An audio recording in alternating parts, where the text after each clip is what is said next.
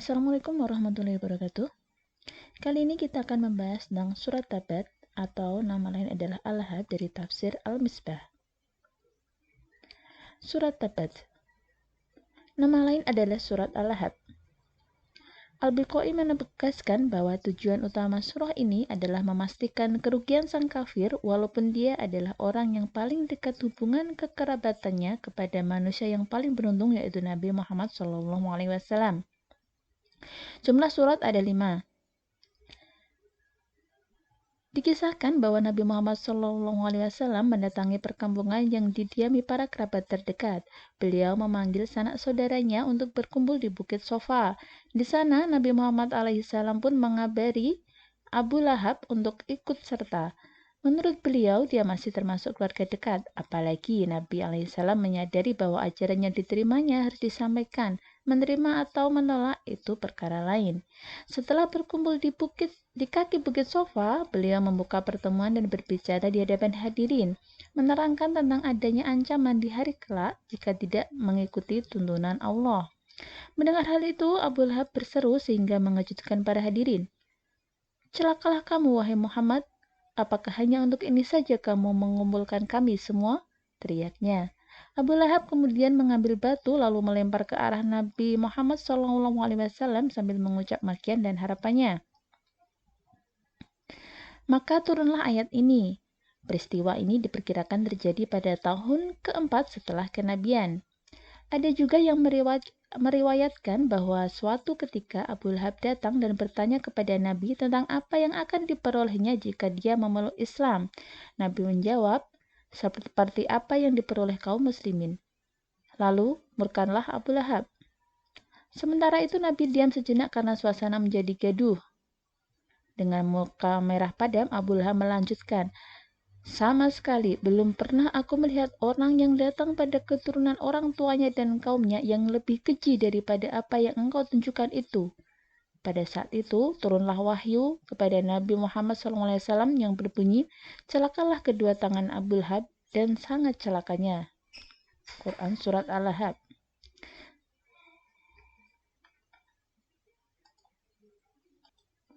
Sementara itu, Abu Lahab masih marah-marah sambil berkata, "Jika apa yang dikatakan Muhammad itu benar, maka aku tebus dirinya dengan harta bendaku dan anakku."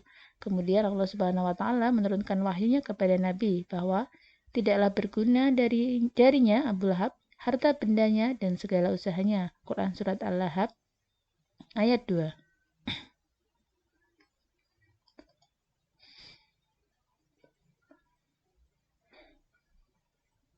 Berikut adalah surat Tabat yang dimaksud.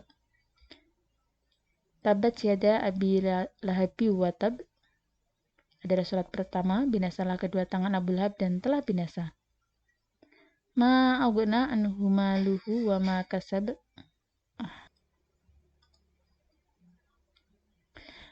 Berikut adalah Quran surat Tabat yang dimaksud. Ayat pertama, Tabat yada Abi Lahabi wa tab. Binasalah kedua tangan Abu Lahab dan telah binasa. Tabat adalah binasa. Ma aghna anhu maluhu wa ma kasab. Tidaklah berguna baginya harta bendanya dan apa yang dia usahakan. Ayat ketiga, sayasla narong dzata lahab. Kelak ketika dia akan masuk ke dalam api neraka yang menyala-nyala. Wa mra'atuh, istrinya, hammalatal hatab, dan istrinya pembawa kayu bakar. Fi jidha hablum mim masad. Fi jid ini leher. Di lehernya ada tali sabut.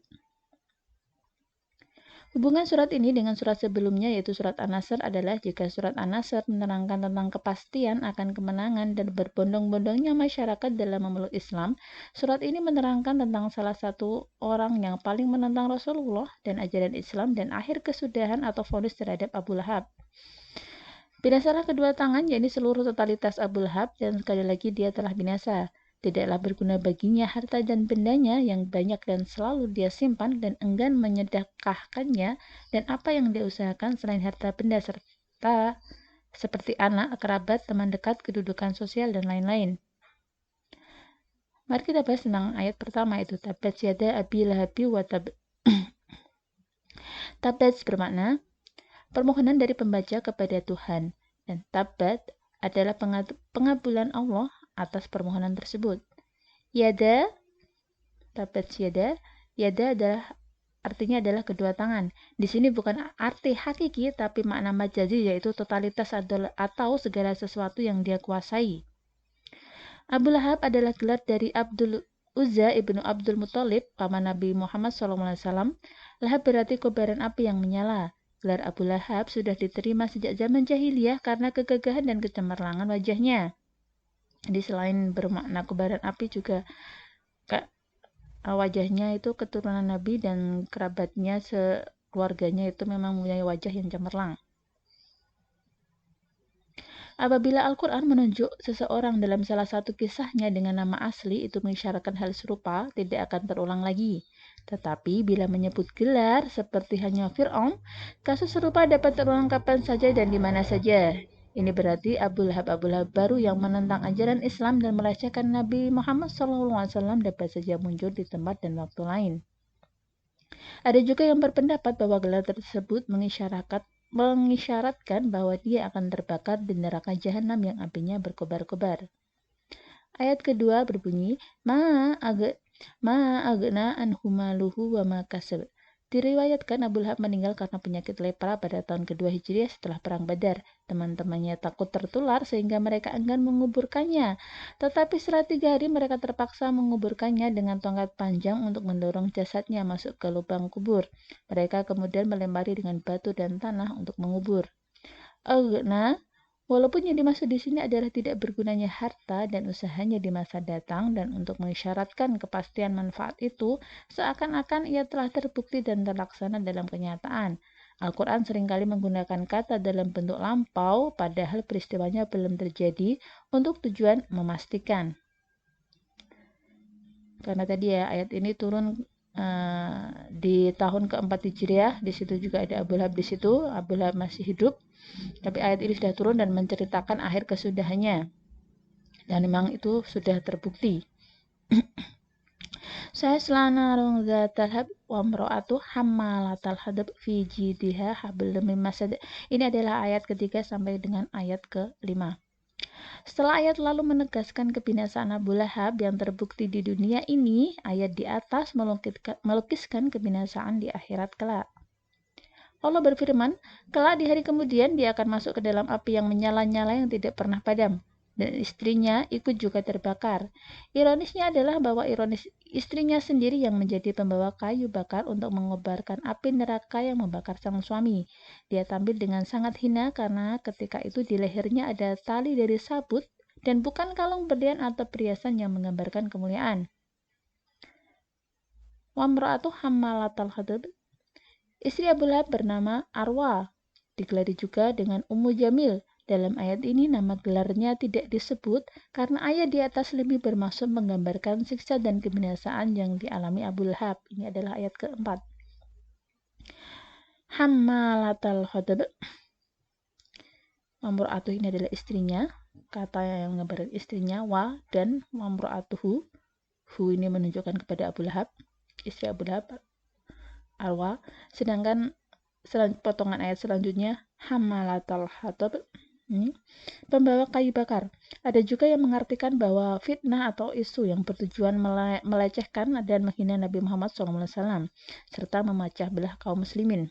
Jadi hatab itu bisa berarti kayu bakar, namun ada juga yang mengartikan sebagai suatu fitnah atau isu. Itu juga termaktub dalam kata hatabnya ini.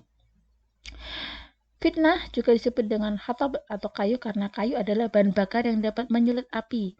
Ada juga yang memahami dalam pengertian hakiki karena istri Abu Lahab sering menabur duri-duri kayu di jalan yang dilalui Nabi Muhammad SAW. Surah ini merupakan salah satu surah yang berbicara tentang yang gaib serta merupakan betapa luasnya pengetahuan Allah. Abu Lahab selalu ingin membuktikan bahwa Rasulullah SAW berbohong. Sebenarnya jika dia mau, bisa saja setelah turunnya surat ini, dia berpura-pura memeluk Islam, dan ketika itu dia membuktikan bahwa informasi wahyu yang diterima Nabi Muhammad SAW tidak benar. Namun demikian, itu tidak dilakukannya. Boleh jadi karena tidak terpikir olehnya, dan karena kekufurannya setelah sudah demikian mendarah daging sehingga benar-benar dia tidak ingin beriman dan wajar masuk neraka sebagaimana diinformasikan ayat ini. Demikian surah ini menggambarkan kesudahan yang dialami oleh salah seorang yang memusuhi Nabi Muhammad SAW dan demikian pula yang akan dialami oleh setiap musuh beliau. Sekian, wassalamualaikum warahmatullahi wabarakatuh.